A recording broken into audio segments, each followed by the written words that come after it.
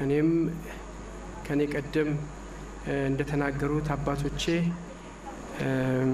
የተከበራችሁ የሃይማኖት መሪዎች የመንግስት አካላት እዚህ በዚህ ታላቁ ጉባኤ ላይ የተገኛችሁ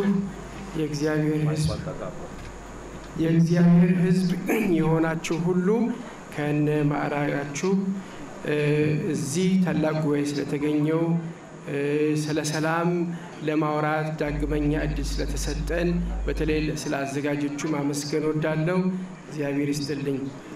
የእግዚአብሔር ቃል በአንድ ቦታ እንዲህ ይላል፣ ቢቻላችሁስ ከሰው ሁሉ ጋር በሰላም ኑሩ። እዚህ ይህ አባባል የእግዚአብሔር ቃል ከሰው ሁሉ ጋር ነው የሚለው። ይህ እንግዲህ አገር፣ ዘር፣ ወገን፣ ድንበር ሳይለይ ማለት ነው። ይሄ እንግዲህ ሰፊ ነው።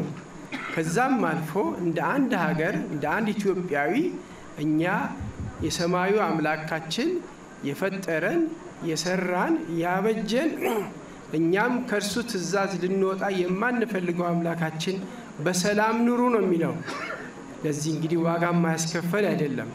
ከዛም አልፈን የዕብራዊ ጸሐፊ በምዕራፍ 10 ላይ እንዲህ የሚል ቃል ተናግሯል። እርስ በርሳችን ለፍቅርና ለመልካም ስራ እንዴት እንደምንነቃቃ